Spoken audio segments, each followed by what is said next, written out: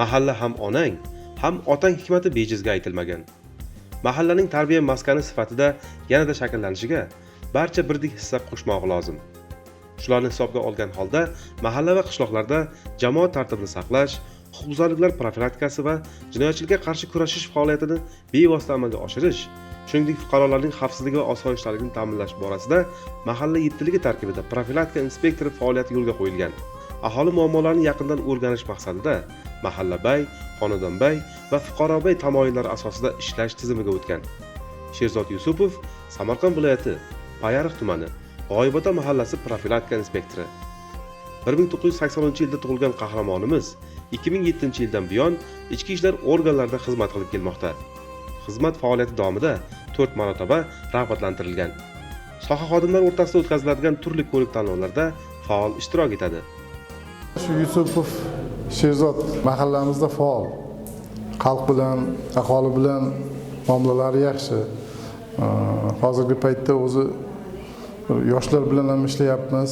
Yaxshi muomalalari hammasi yaxshi bo'lganligi uchun ham uncha janjal g'ulg'otlarimiz yo'q. Probatsiyada turganlar bilan birga uyma-uy kirib yuribmiz. Hozirgi paytda Sherzodni shu mahallamizda ahli ham, yoshlari ham, oqsoqollari ham hurmat qiladi. Birga yettilik juda ham yaxshi ahil bo'lib ishlab yuribmiz hozirgi paytda. Sherzodga keladigan bo'lsak, lekin juda ham bir aktiv, bilimi ham kuchli. Shu qayerda qanday ishlashligini ham biladi o'zi. Mazkur mahallada 1815 nafar aholi istiqomat qiladi. 314 ta xonadon, 523 ta oila bor. Mahallalarda osoyishtalikni ta'minlash, huquqbuzarliklarning barvaqt oldini olish profilaktika inspektori zimmasidagi eng muhim vazifa. Buning uchun ular zarur bilim va ko'nikmalarga ega bo'lishi, o'z faoliyatini yaxshi bilishi lozim. Sherzod Yusupov doim yangilikka intiladi. O'z ustida ishlashni, kitob mutolaasini odatga aylantirgan. O'z sohasidagi yangilik va o'zgarishlardan boxabar bo'lib, buni aholiga yetkazishga harakat qiladi. Har bir masalaga qonun doirasida yondashib, ish ko'radi. Haqiqat va odillik shiori doim odamlar orasida yurib, ularni jazolovchi emas, balki yaqin ko'makchisi bo'lishni lozim ko'radi. Rejali ish, tartibli ish deganlaridek, Sherzod Yusupov har bir ishni tartib bilan bajarsam deydi. Huzuriga najot istab kelgan fuqaroning dardini eshitib, unga chora topish yo'llarini izlaydi. Kezi kelsa mutasaddi rahbarlar bilan bog'lanib, bir umidvor kimsaning mushkulini oson qiladi. Mahallada huquqbuzarliklar va jinoyatchilikning oldini olish, bunga sabab bo'ladigan omillarni obdon o'rganib, hamisha o'z xizmat postida hushyor va ogoh. G'oyibota mahallasidagi xonadonlarni ko'rdik. Odamlar bugun o'sha nimadir ish bilan band, tomorqasida ishlashyapti. Turmushi farovon bo'lib boryapti. Umuman mahalla obod mahalla. Kunduz kunlari ham mana fayz bor, tinchlik, osudalik. Kechki paytda endi mahallada hayot qanday?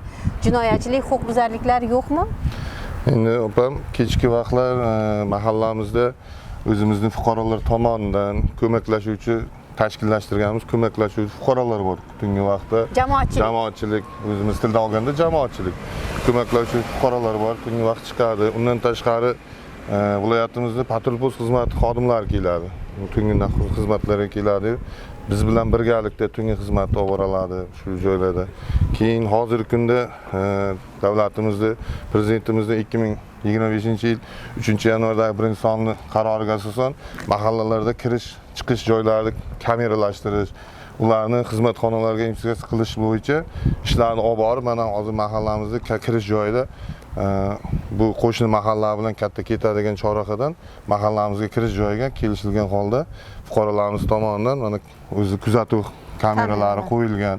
Tungi vaqt kirish chiqish xuddi shunga o'xshab mahallamizda har bir ko'chamizda har bir xonadonlardan o'zlari shu prezidentimiz qarorlarini tushuntirganimizdan keyin hammasi o'z anonsini qilib mahallada ko'chalarga mana xonadonlar qo'yilgan. E'tibor bersangiz xonadonlarda bor kameralar.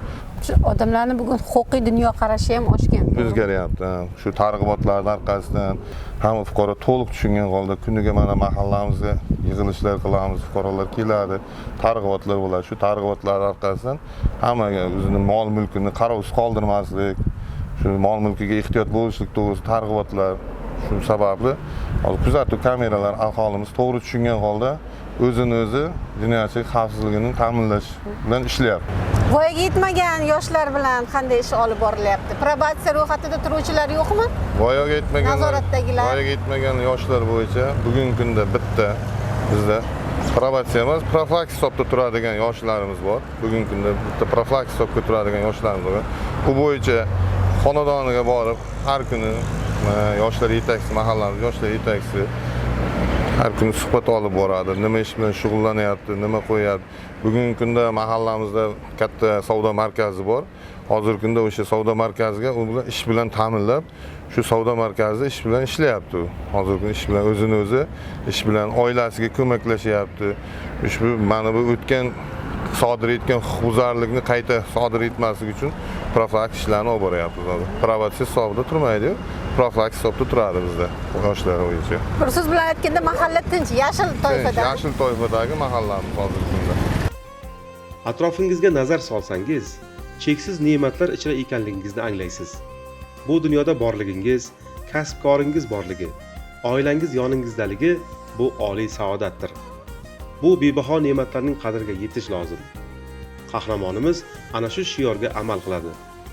Odamlar bilan muloqotda ko'rgan bilganlarni mushohada qiladi. Yillar insonni ulg'aytirib, kasbiy mahorat va tajribasini boyitib boraverar ekan. Siz kimgadir nimadir yaxshilik qila olsangiz, muhtojga yordam bersangiz, eng xayrli amallardan biri ana shudir deydi. Ha, kasbiga mas'uliyat bilan yondashib, ona vataniga sodiq insonning qalbida yurtparvarlik, oliyjanoblik ustun bo'ladi. Bu esa insonning kasbidan baxt topishiga va e'zozi e'tirofda bo'lishiga yo'l ochadi. Ichki ishlar saflarida xizmat olib borayotgan Sherzod Yusupovga ham vatanga va xalqqa sadoqat bilan xizmat qilishdan aslo tolmang deymiz.